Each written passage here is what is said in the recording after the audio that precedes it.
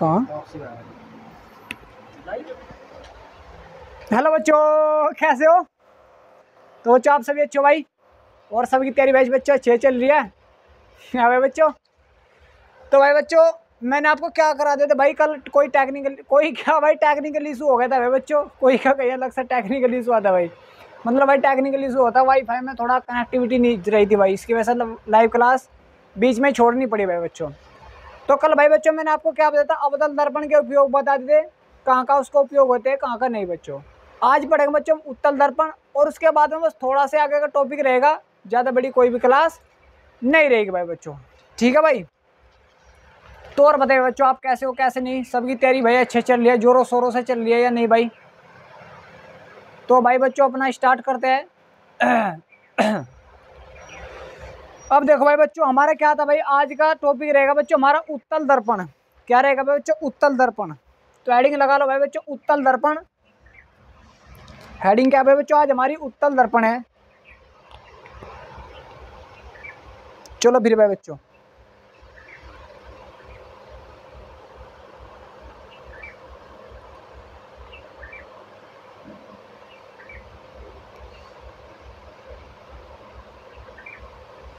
चलो भाई बच्चों स्टार्ट करते हैं। आज हमारी हेडिंग है बच्चों उत्तल दर्पण।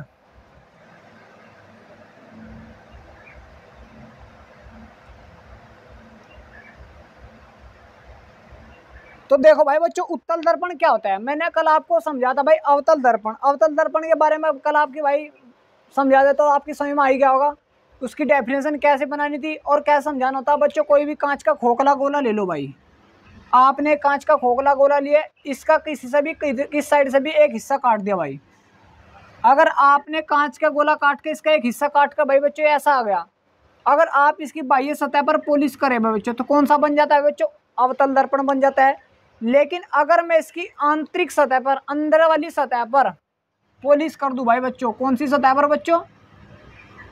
अंदर वाली सतह पर पॉलिश कर दूं, तो कौन सा दर्पण बन जाएगा बच्चों? उत्तल दर्पण बन जाएगा भाई। कौन सा बन जाएगा भाई बच्चों? उत्तल दर्पण बन जाएगा। ये था भाई बच्चों हमारा टॉपिक, ठीक है भाई। तो अगर बच्चों आपसे पूछने लगे कि उत्तल दर्पण क्या होता है, तो आपको क्या लिखना है बच्चों? किसी कांच के खोखले गोले से, कोई भी कांच का खोखला गोला ले लो भाई, किसी भी कांच के खोखले गोले से काटा गया वह भाग जिसके अंदर वाली सतह पर, कौन सी सतह पर भाई बच्चों? अंदर वाली सतह पर पॉलिश कर दी जाती है। अंदर वाली सतह पर पॉलिश कर दी जाती है, तो उसको हम क्या बोल देंगे बच्चों? उत्तल दर्पण बोल देंगे भाई, ठीक है। लिखवा दो इसकी डेफिनेशन भाई, चलो भाई लिखो। अब देखो भाई, लिखो बच्चों, किसी कांच के खोखले गोले से काटा गया वह भाग जिसके या जिसकी लिखो भाई, जिसकी लिख दो, जिसकी अंदर वाली सतह पर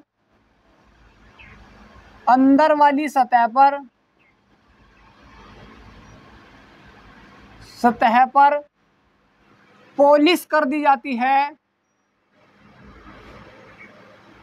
पॉलिश कर दी जाती है, तो उत्तल दर्पण कहलाता है।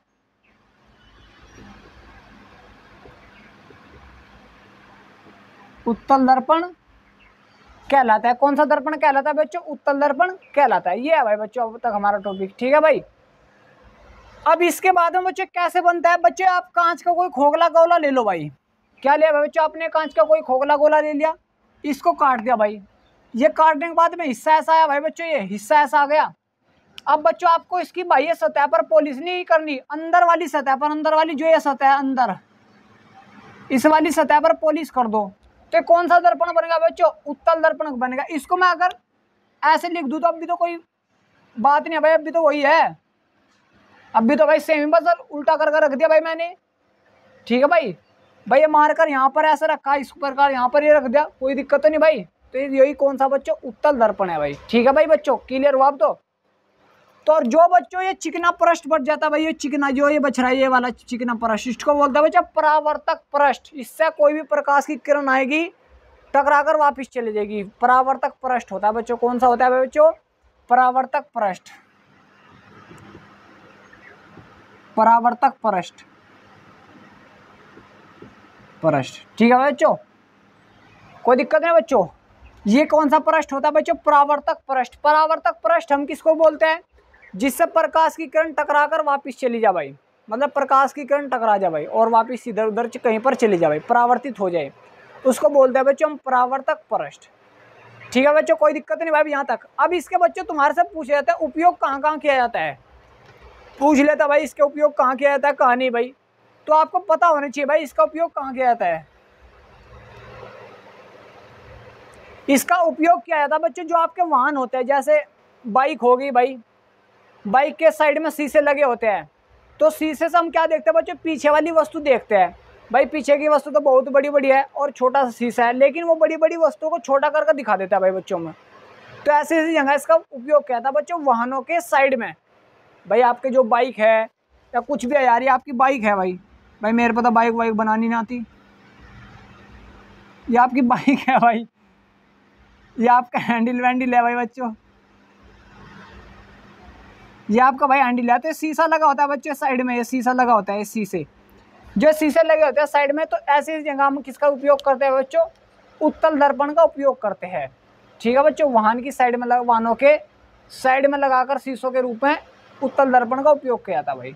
और दूसरा बात क्या है भाई बच्चों, इसमें खास पॉइंट ये है भाई, ये सिर्फ सीधे प्रतिबिंब बनाता है भाई बच्चों। क्या बनाता है बच्चों, सीधे प्रतिबिंब, लेकिन आभासी बनते हैं भाई। वो प्रतिबिंब बनाना भी हम बाद में सीखेंगे, बाद में नहीं भाई। तो अब लिखो भाई बच्चों, उत्तल दर्पण के उपयोग, एक दो ही उपयोग है वैसे तो भाई बहुत सारे हैं इसके। उत्तल दर्पण के उपयोग, तो उत्तल दर्पण का सबसे ज्यादा उपयोग कहां पर हो जाता है बच्चों, वाहनों के साइड में, वाहनों के साइड में। मतलब वाहनों के साइड में नहीं कि वाहन यहाँ पर खड़ा शीशा वहां पर रख दिया, ऐसा नहीं, वाहनों के साइड में लगे होते हैं भाई बच्चों में। ठीक है, समझने की कोशिश किया करो यार। तो वाहनों के साइड में ऐसी जगह का उपयोग किया था भाई, अपने आप समझ लो यार, इसको क्यों ज्यादा लिखना भाई। क्लियर हो रहा है, पीछे की, वाहनों के साइड में पीछे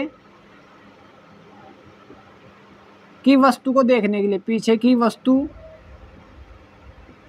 को देखने के लिए,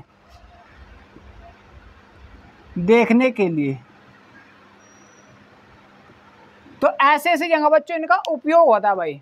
दूसरा उपयोग कहां पर किया जाता है भाई बच्चों, इनका दूसरा उपयोग होता है जो आपकी भाई, आपके मतलब आप शहर वहर में हो या गांव में, आप ऊपर लाइट लगी होती है भाई, जैसे लाइट लगी हो भाई, जो खंबे होते हैं, खंबे मान लिया भाई ये मैंने खंबा है और इन पर बच्चे लाइट लगी होती है, इतनी बड़ी सी लाइट लगी होती है, नहीं लगी होती है भाई बच्चों, इनके अंदर बल्ब होता है। तो इनके ऊपर बच्चों हम इनके ऊपर उत्तल दर्पण का उपयोग करते हैं। क्यों करते हैं, क्योंकि बच्चों प्रकाश को फैला देता है चारों ओर, प्रकाश को इस प्रकार फैला देगा वो। ठीक है भाई, और फिर जब प्रकाश फैल जाएगा तो चारों ओर चांदना चांदना सा हो जाएगा, मतलब ज्यादा में फैल जाएगा प्रकाश। इसलिए हम किसका उपयोग करते हैं भाई बच्चों, उत्तल दर्पण का ऐसी जगह भी उपयोग करते हैं। कोई दिक्कत नहीं भाई बच्चों, कोई दिक्कत तो नहीं यार, सही मार है। तो ऐसी जगह भाई बच्चों उपयोग करते हैं इनको। उतारो इसको, सही आरती वीडियो। अब देखेंगे भाई बच्चों हम इनका उत्तल दर्पण के उपयोग तो देख लिया भाई बच्चों अब हमने। अब इनका देखने वाला पॉइंट है और क्या है, बताओ क्या भाई। अब इसमें पॉइंट होगा बच्चों, अब इन उत्तल दर्पण के और अवतल दर्पण के प्रतिबिंब बनाना सीखेंगे बच्चों, और वो इंपॉर्टेंट है बहुत ही ज्यादा, एक क्वेश्चन जरूर पूछा जाता है। ठीक है भाई, अब देखो बच्चों मैं पहले आपको दोनों का रिव्यू करा देता हूं भाई। रिव्यू कैसे भाई, पकड़ना भाई इसको एक बार। देखो बच्चों रिव्यू कैसे करा देता हूँ भाई। सबसे पहले मैं उत्तल दर्पण और अवतल दर्पण का आपको थोड़ा सा और पीछे का बेसिक सा बता देता हूँ भाई बच्चों में। देखो बच्चों, हमने सबसे पहले आपको बताया बच्चों अवतल दर्पण, अवतल दर्पण, फिर बताया बच्चों मैंने आपको उत्तल दर्पण। यहां पर बच्चे बहुत ज्यादा कंफ्यूज होते हैं भाई, बहुत ही ज्यादा। अगर बच्चों आपने कोई कांच का खोखला गोला ले लिया और उसका एक हिस्सा काट लिया, एक हिस्सा काट लिया भाई, काटने के बाद में ऐसा आ गया भाई बच्चे, भाई है तो अंदर वाला हिस्सा ही है, अंदर वाले पॉइंट को हम क्या बोलते हैं बच्चों, वो इसी को वही पीछे हमने पढ़ रखा वक्रता केंद्र बोलते हैं सी। तो अगर बच्चों आपने इसकी बाह्य सतह पर पॉलिश कर दी, अब भाई ये कटकर ऐसा आया तो बाह्य सतह पर पॉलिश कर दी, कौन सा दर्पण बनेगा बच्चे, अवतल दर्पण। कौन सा बनेगा, अवतल दर्पण, ये बनेगा बच्चों आपका अवतल दर्पण। अब इसका समझने का पॉइंट है, इसका वक्रता केंद्र किस साइड होगा, बता दो भाई। मैंने हिस्सा काटा, ये काटने के बाद में ऐसा आ गया बच्चों, या ऐसा आ गया, तो वक्रता केंद्र तो यही है, तो इसका वक्रता केंद्र इस साइड आएगा भाई, ये वक्रता केंद्र होगा सी। ये समझने का पॉइंट है भाई बच्चों, इसमें जो अवतल दर्पण होता है उसका वक्रता केंद्र किस साइड होता है, बताओ यार किस साइड होगा, बाईं साइड होता है, ठीक है भाई। और जो ये बीच के बिंदु हम क्या बोलते हैं, ध्रुव बोलते हैं, इसको ही क्या बोल देंगे बच्चों, ध्रुव बोल देंगे, ये हमने पीछे पढ़ रखा भाई। और इनके बीच की दूरी को क्या बोलते हैं बच्चों, वक्रता त्रिज्या बोलते हैं। क्या बोलते हैं बच्चों, वक्रता त्रिज्या, समझ में आ रहा। और जो इनके वक्रता केंद्र और ध्रुव के बीच की दूरी होती है, बिल्कुल मध्य बिंदु होता है, मध्य बिंदु, उसको बोलते हैं बच्चों हम फोकस। क्या बोलते हैं बच्चों, फोकस। क्या बोल देते हैं, फोकस। और जो ये वक्रता केंद्र और ध्रुव के बीच की दूरी होती है उसको बोलते हैं वक्रता त्रिज्या, आर से रिप्रेजेंट करते हैं। किससे रिप्रेजेंट करते हैं, आर से। फोकस और ध्रुव मतलब इसको बोलते हैं फोकस बिंदु, फोकस बिंदु, बिंदु बोल देंगे भाई। इसको क्या बोल देंगे बच्चों, वक्रता केंद्र, वक्रता केंद्र, इसको क्या बोल देंगे बच्चों, वक्रता केंद्र बोल देंगे। अब बच्चों फोकस से और ध्रुव के बीच की दूरी होती है फोकस दूरी। क्या होती है बच्चों, फोकस दूरी। आपको पता होना नहीं छोटी छोटी चीजों का, क्योंकि आगे जब हम इनका यूज करेंगे तो आप कंफ्यूज हो जाओगे, और मैं नहीं चाहता बच्चों आप कंफ्यूज हो जाओ भाई बिल्कुल भी, ठीक है। इसलिए बिल्कुल डरना नहीं कभी भी। अब बच्चों यही हिस्सा काटा, अगर इसकी बाह्य वाली सतह पर पॉलिश करी तो कौन सा दर्पण बना बच्चों, अवतल दर्पण बना। और अगर मैं इसकी अंदर वाली सतह पर पॉलिश कर दूं, कौन से वाली सतह पर पॉलिश कर दूं भाई बच्चों, अंदर वाली सतह पर, तो कौन सा दर्पण बनेगा बच्चे, बता दो मुझे, कौन सा दर्पण बन जाएगा, बताओ कौन सा बनेगा, उत्तल दर्पण बन जाएगा। कौन सा बन जाएगा, उत्तल दर्पण। इसका वक्रता केंद्र इस साइड था। अब बच्चों मैंने इसको पलट के ऐसा रख दिया, ऐसे रख दिया, ऐसे पलट के इस प्रकार रख दिया भाई, तो वक्रता केंद्र किस साइड चल जाएगा बच्चों, इस साइड चल जाएगा भाई। पलट के ही तो रखा यार ऐसे, तो वक्रता केंद्र उस साइड चले जाएगा। क्लियर हो रहा है, तो वक्रता केंद्र आ जाएगा बच्चों इस साइड सी, वही मध्य बिंदु फोकस, और इनके बीच की दूरी आर, और वही फोकस दूरी बच्चों ये। क्लियर है अब तो बच्चों, यहाँ तक कोई दिक्कत तो नहीं। यही आपका यूज करे जाएगा, यही आपको समझाया जाएगा। उतारो इसको भी यहाँ तक, सही हमारा गुल्लू भाई। Yes sir.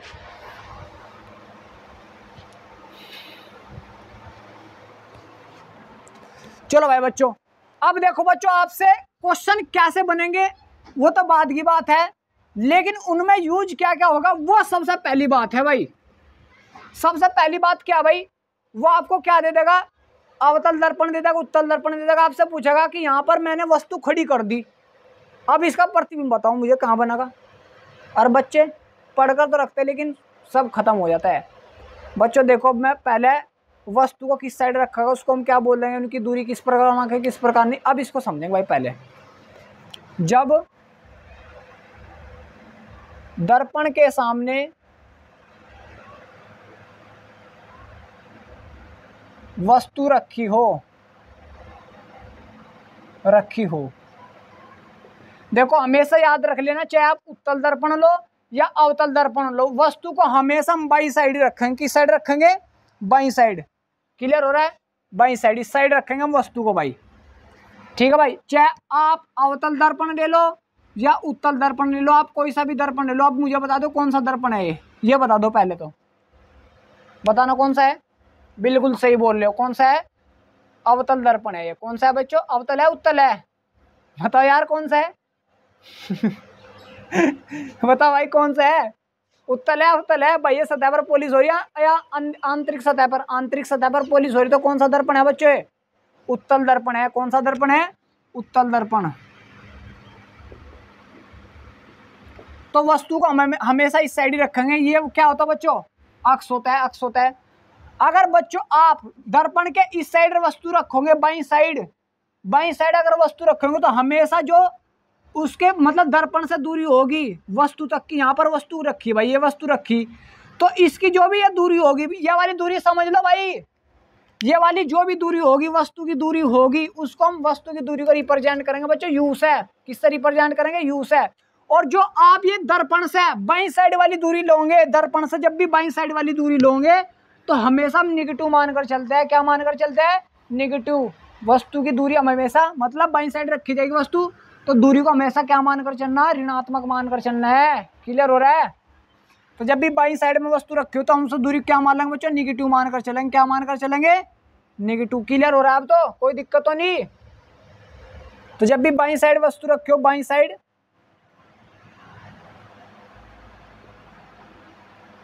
साइड तो ऋणात्मक मानकर चलना। क्या मानकर चलना बच्चों, ऋणात्मक। ठीक है भाई। यहाँ पर वस्तु रखी भाई, अब बच्चे वस्तु भाई एक पॉइंट भी हो सका, लेकिन अब बच्चों वस्तु खड़ी भी तो हो सके भाई। मैं ही खड़ा तो मैं भी तो वस्तु एक प्रकार का, तो मैं बंदा खड़ा भाई, ये खड़ा मैं, तो अगर बच्चों हम इसकी हाइट, भाई मेरी कुछ ना कुछ तो हाइट है ऊपर को, है या नहीं है भाई। अगर मेरी ऊपर को कुछ ना कुछ हाइट है तो मेरी हाइट को अगर ऊपर रखा भाई बच्चों, इस अक्ष से ऊपर है, अक्ष से ऊपर है, अक्ष से ऊपर वस्तु की ऊंचाई, ऊंचाई हमेशा आपको पॉजिटिव मानकर चलनी। क्या मानकर चलनी भाई बच्चों, पॉजिटिव। अगर ऊपर है वस्तु की ऊंचाई, समझ लेना ध्यान से, वस्तु की ऊंचाई ऊपर है तो पॉजिटिव मानकर चलना। ऊपर है तो अक्ष से ऊपर है, बिल्कुल सही बात।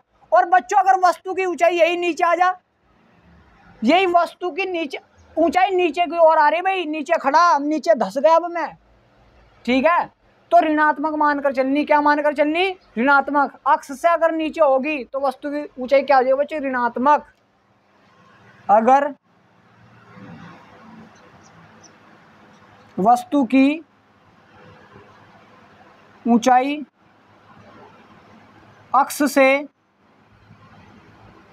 नीचे हो, क्या बच्चों, नीचे हो, नीचे हो तो क्या मानकर चलना बच्चों, ऋणात्मक। क्या मानकर चलना, ऋणात्मक। और इस साइड वाली जो ये वाली साइड आएगी, इधर कुछ भी आ जाए, वस्तु अगर ऊपर हुई तो वही पॉजिटिव, और अगर वस्तु नीचे हुई तो वही निगेटिव। और इस साइड वाली जो भी दूरी होगी, ये वाली दूरी होगी, उसको पॉजिटिव मानकर चलेंगे। क्या मानकर चलेंगे भाई बच्चों, पॉजिटिव मानकर चलेंगे। चाहे आपका उत्तल दर्पण हो या अवतल दर्पण होगा, कोई भी हो, हमें कोई मतलब नहीं है भाई। स्वयं आराम थे, कोई दिक्कत तो नहीं।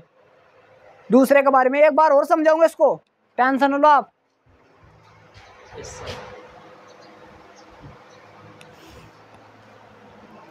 एक बार और समझो भाई बच्चों, दर्पण के सामने रखी वस्तु में प्रतिबिंब। अब देखो भाई बच्चों, दर्पण कोई सा भी ले लो, परेशान होने कोई भी जरूरत नहीं है।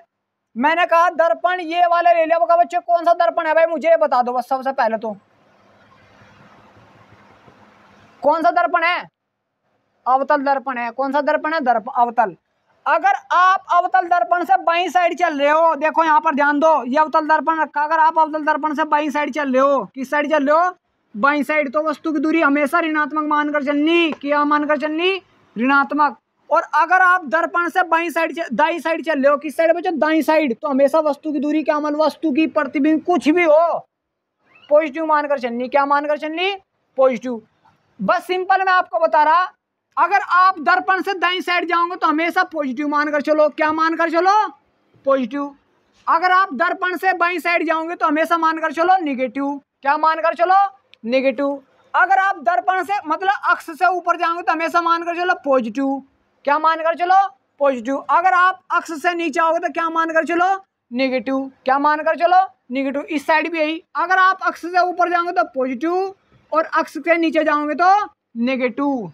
क्लियर हुआ। जो दर्पण की दूरी होती है, दर्पण की दूरी भाई, दर्पण से अगर वस्तु यहाँ पर रखी है वस्तु, और दर्पण से इस साइड रखे बाईं साइड, तो ऋणात्मक मान के चलनी, क्या मान के चलनी, ऋणात्मक। और अगर बाई साइड रखी तो क्या मान के चलनी हमें, धनात्मक। और बाई साइड कभी वस्तु नहीं रखी जाती, ठीक है भाई। और वस्तु की दूरी को मैंने कहा भाई मैं तुम्हारे से 1 किलोमीटर दूर हूँ, कितनी किलोमीटर दूर हूँ, 1 किलोमीटर, तो वो तभी मैंने बता दिया। लेकिन अगर मुझे दूरी ना पता हो तो वस्तु की दूरी कुछ ना कुछ तो माननी पड़ेगी, हमें माननी तो पड़ेगी भाई, रिप्रेजेंट तो करना ही पड़ेगा। वस्तु की दूरी को ध्यान से समझ लेना, किससे बच्चों, वस्तु की दूरी को रिप्रेजेंट करता हूँ मैं बच्चों यू से, किससे बच्चों, यू से रिप्रेजेंट करता हूँ, समझ मारा। और जो प्रतिबिंब बनेगा उसका, उसकी जो भी दूरी होगी उसकी दूरी को रिप्रेजेंट करता हूँ बच्चों मैं वी से, किससे रिप्रेजेंट करता हूँ, वी से। बताओ यहाँ तक कोई प्रॉब्लम है क्या, प्रॉब्लम तो नहीं, लिखो भी इसके बारे में थोड़ा सा लिख लो।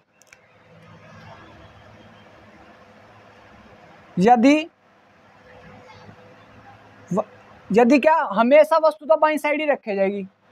यदि वस्तु दर्पण से बाईं ओर है, बाईं ओर है, तो वस्तु की दूरी, वस्तु की दूरी, दूरी को किससे रिप्रेजेंट करूंगा मैं यहाँ पर, यू से, किससे, यू से, हमेशा धनात्मक होगी, धनात्मक होगी, ठीक है बच्चों। इसको पंखा बंद करो थोड़ी देर, पंखा बंद करो थोड़ी देर। तो वस्तु की दूरी हमेशा क्या होगी बच्चों, धनात्मक होगी। अगर बाईं साइड है, धनात्मक भाई, सॉरी बच्चों, ऋणात्मक हो बच्चों, ऋणात्मक, ऋणात्मक होगी भाई बच्चों। अगर बाईं साइड है तो ऋणात्मक होगी। अगर बच्चों बाईं दाईं साइड रखी वस्तु, कभी भी वस्तु दाईं साइड रखी नहीं जाती वैसे तो। अगर इस साइड वाली दूरी मापोगे तो हमेशा क्या होगी बच्चों, धनात्मक होगी, ठीक है बच्चों। अगर प्रतिबिंब बाईं साइड बनेगा, बाईं साइड बनना बच्चों, प्रतिबिंब इस साइड बनना, बाईं साइड बनना तो ऋणात्मक, और दाईं साइड बनना तो बच्चों धनात्मक, ठीक है भाई। लिख लो एक पॉइंट और, यदि प्रतिबिंब बाईं साइड बने तो दूरी, कहाँ जा रहा, रुक जा बस 5-7 मिनट हो। तो दूरी ऋणात्मक होगी तथा अगर दाईं साइड बने, दाईं साइड बने तो दूरी कैसी होगी बच्चों, तो दूरी धनात्मक हो गया। दूरी को, प्रतिबिंब की दूरी को रिप्रेजेंट करूंगा बच्चों वी से, किससे बच्चों, वी से, ये भी समझ लेना, प्रतिबिंब की दूरी को। और अगर प्रतिबिंब ऊपर बन गया, मतलब वस्तु की ऊंचाई ऊपर को है, ये वस्तु की ऊंचाई ऊपर है तो धनात्मक, और अगर बच्चों नीचे है वस्तु की ऊंचाई तो ऋणात्मक। बस ये भी आपको समझना, क्लियर हुआ, नजर आ रहा है भाई बच्चों यहां तक, ये भी पॉइंट लिख लो।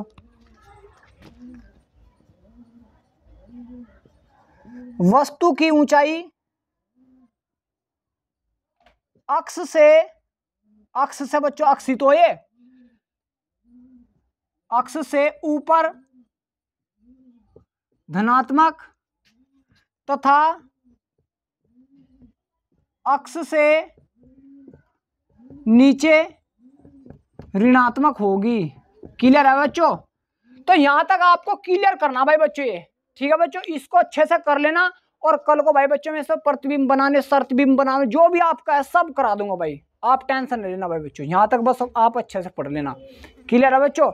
और एक क्वेश्चन भाई जरूर पूछा जाता है प्रतिबिंब बनाने वाला, ठीक है भाई। अब तो यहाँ तक, इसको यहाँ तक कर लेना आप, टेंशन लेने कोई भी जरूरत नहीं है बच्चों। तो मिलते हैं भाई 8 PM पर लाइव मिलते हैं भाई, तब जाकर आपसे बातचीत होगी भाई। ओके भाई बच्चों, थैंक यू सो मच।